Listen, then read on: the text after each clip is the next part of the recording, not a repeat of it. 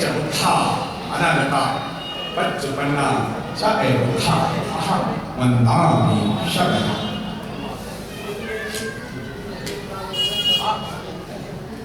आज इस धम्म सभा में बुद्ध विहार में एक धार्मिक स्थल पर संविधान जैसे विषय पर भारत की राजधानी में जनता को संबोधन करने के लिए, एक संदेश देने के लिए, जहां से पूरे 130 करोड़ भारत के लोगों को मैं आज गणतंत्र दिवस की शुभकामनाएं देना चाहता हूं।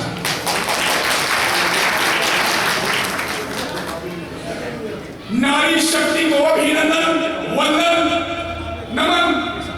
ऐसी नारी शक्ति जिसने बुद्ध को जन्म दिया, जिसने बाबा साहब अम्बेडकर को जन्म दिया, जिसने आपको जन्म दिया, जिसने मुझे जन्म दिया, ऐसी नारी शक्ति को मैं वंदन करता हूं। बात विचार की है, संविधान की है, तो आज संविधान पे यहां से जनता को, भारत की जनता को संदेश मिलने वाला है। दोस्तों, शब्दों के अर्थ होते हैं। जब कोई व्यक्ति मंच से सुनने वालों को संबोधित करता है, तो शब्दों के सुनने वाले व्यक्तियों के मन में कुछ भाव पैदा होते हैं। भाव से भावनाएं पैदा होती हैं, भावनाओं से विचार पैदा होता है, विचार से विचारधारा पैदा होती है, और विचारधारा से समाज और देश का निर्माण होता है।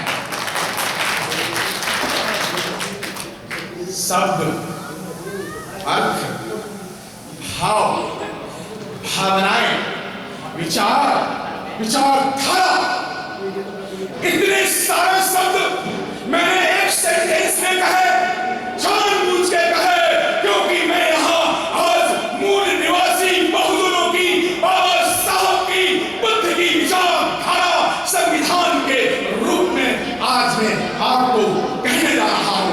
इसलिए मैं उन शब्दों का उपयोग करूंगा, उन शब्दों का उपयोग करूंगा जिन शब्दों से संविधान में की मानविकता, संविधान को परिभाषित किया जा सके। तो दोस्तों, यहीं से मैं कितनी 5 मिनट बात कर रहा हूँ, 3 मिनट में 3 मिनट नहीं कर दूंगा, 5 मिनट तो 5 मिनट में 7 मिनट, 7 मिनट तो 7 मिनट। संविधान की परिभाषा क्या है? मैं बोलने के लिए नहीं बोलता, मैं संदेश देने के लिए बोलता हूं। दोस्तों, किसी देश का संविधान, किसी भी देश का संविधान क्या है जानना जरूरी है ना। फिर वैसे ही तो संविधान पे ऐसे ही बोल के चलेगा नहीं। किसी भी देश के समूहों में बटे हुए करोड़ों लोग, विभिन्न जातियों धर्मों में बटे हुए करोड़ों लोग मिलकर के समता, मैत्री, भाईचारा, बंधुता, बराबरी और अधिकारों का, समानता के अधिकारों का जो दस्तावेज लिखते हैं, उसको संविधान। फिर से मैं रिपीट करता हूं, संविधान संविधान लोग बहुत बोलते हैं ना, तो ये जानना तो जरूरी है ना कि संविधान होता क्या है। संविधान विधान, सम मीन्स समता, विधान मीन्स ऐसा कार्य करने का, देश को चलाने का विधान। एक तो बाबा साहब संविधान लिखते हैं और यहां भारत में ब्राह्मणवादी व्यवस्था के लोग मनु का विधान लिखते हैं। मैं संविधान का, भारतीय संविधान कौन सा? भारतीय संविधान आर्टिकल नंबर 1। दोस्तों मेरे पास समझो, हमारे देश का नाम क्या है?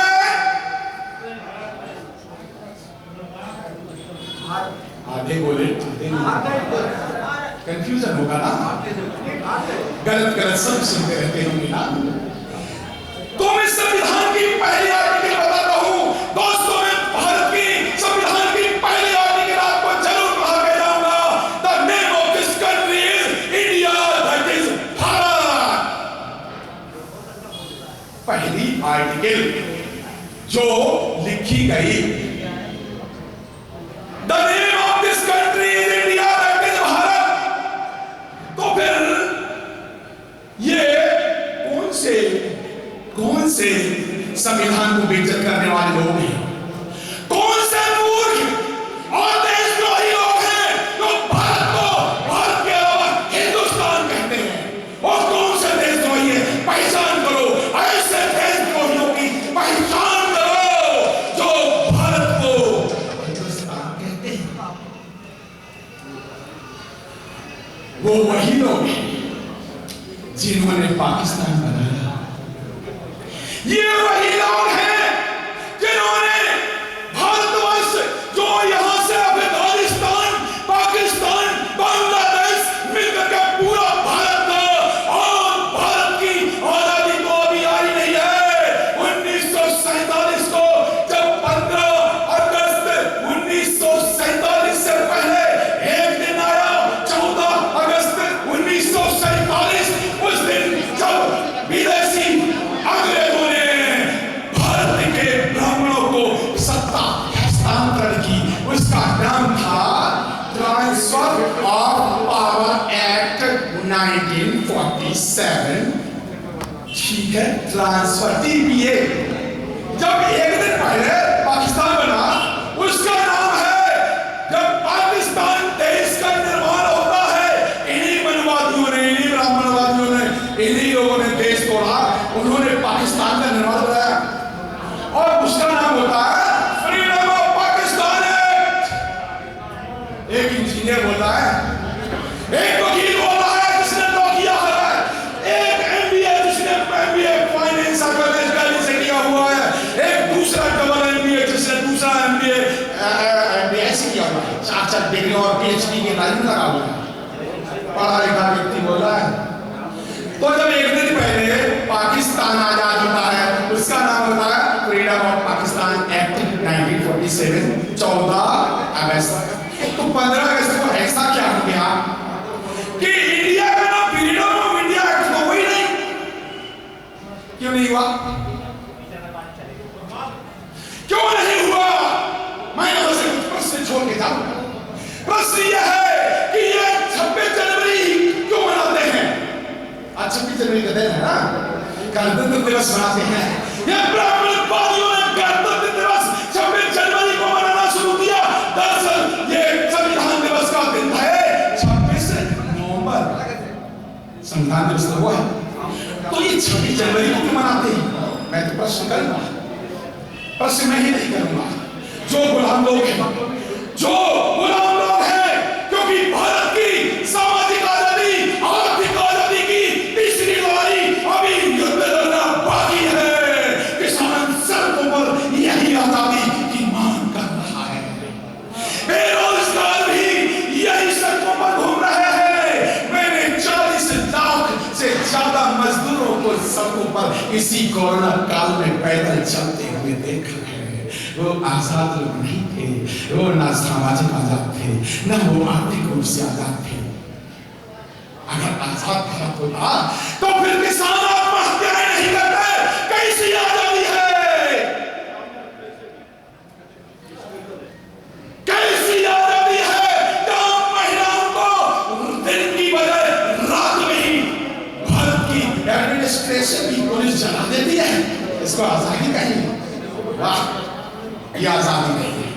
आजादी का मतलब है आमीज आना, नए विचारों का आना, सामीज नए विचारों का जन्म लेना, और दी का मतलब जिम्मेदारी का एहसास। आजादी चलता चर्चा थोड़ा भटक जाएगी। मैं सिर्फ आज संविधान की बात करूंगा, इससे आजादी की चर्चा कभी और बुला लेना, बात भी करूंगा। समय की अपनी मर्यादा होती है, मुझे 4-5 और कार्यक्रमों में जाना है, तो आजादी पे नहीं बोलूंगा। दोस्तों, संविधान पे, संविधान की पहली आर्टिकल मैंने बता दी, the name of this country is India, that is Bharat. अब आर्टिकल नंबर 2 में आ जाओ। बड़ा बवाल मचा है। बात धन्य हो बाबा साहब अम्बेडकर, 15% ब्राह्मणों को, क्षत्रियों को, वैश्यों को, 15% आर्यों को, जो आर्य विदेशी थे, बाबा साहब अम्बेडकर ने आर्टिकल 2 से नागरिकता कर, ये जो आर्टिकल नंबर 2 है क्या है, सिटीजनशिप, वहां पर विदेशी आर्यों को भी देश का नागरिक बना देना, ऐसा बना दिया। तो ब्राह्मणों को तो धन्यवाद करना चाहिए बाबा साहब अम्बेडकर का। और ये ब्राह्मण लोग दिल्ली की सड़कों पर संविधान जलाते हैं, शर्म आनी चाहिए, इनको शर्म आनी चाहिए कि जिन्हें बाबा साहब अम्बेडकर को धन्यवाद देना था, उन्होंने संविधान की सड़कों पे, ये दिल्ली की सड़कों पे संविधान जलाने की बात कही। ये मैं सिर्फ आर्टिकल नंबर 2 और ये मनवादी सरकार और कांग्रेस का ये सीए और एनआरसी आते हैं, कहते हैं और अपने पर्चे दिखाओ। जब बाबा साहब ने हकता देने के लिए तो हुआ क्यों? आस्क द क्वेश्चन, क्या आप अपने पिताजी के डॉक्यूमेंट दिखाओ? ये संविधान के खात्मे की तैयारी आप लोगों को पता नहीं है। ये एक आर्टिकल को खत्म किया गया।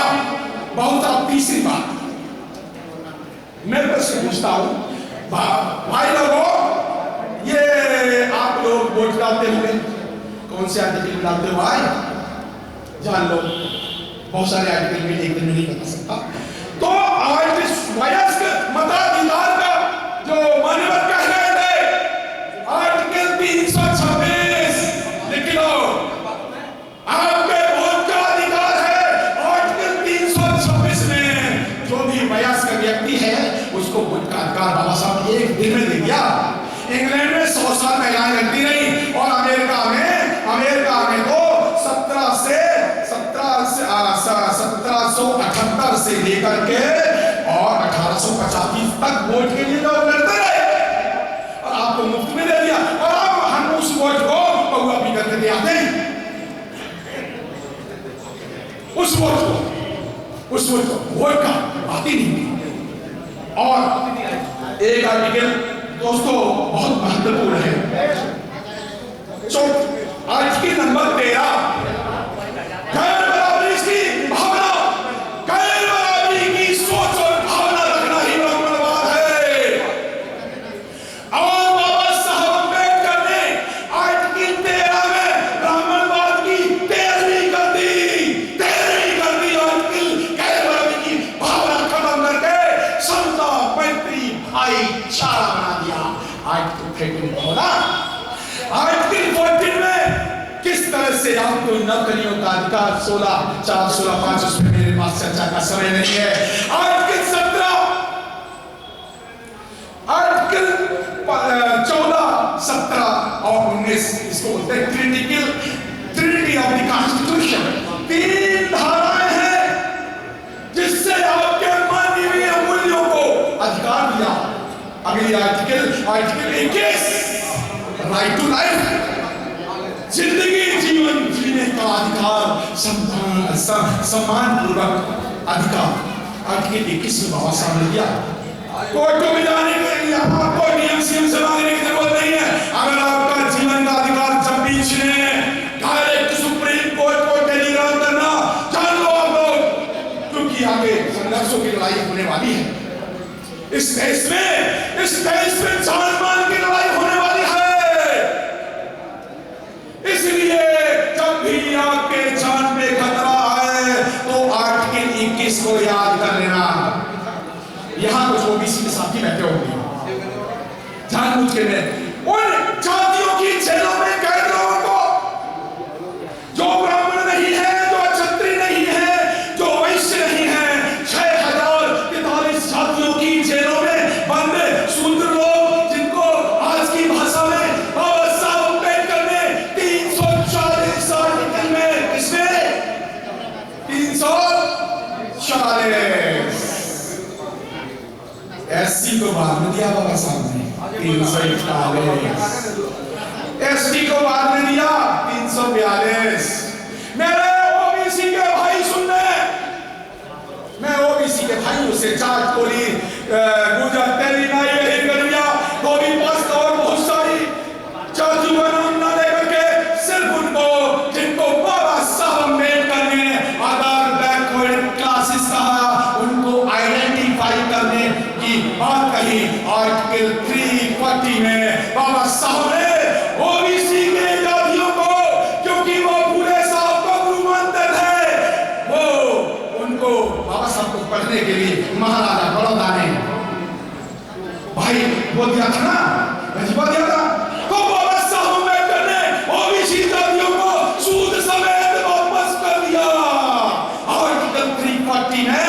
सूद समेत वापस कर दिया ओबीसी जातियों को लोग बाबा राम ने अम्बेडकर को मानो उसी से मंदिर कमीशन बना जब ओबीसी जातियों को अधिकार मिले 1991 में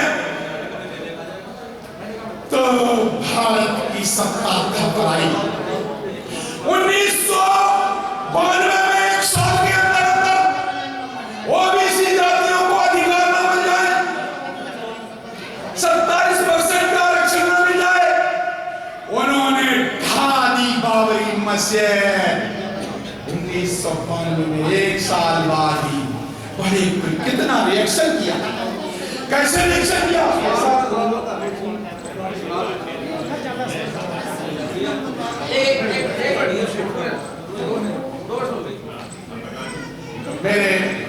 मेरे शब्द व्यर्थ जाएंगे इसलिए मैं बात नहीं करता क्योंकि मंच की अपनी मर्यादा होती है हम फिर कभी बात करेंगे संविधान पे अगर मंच पर बैठे लोग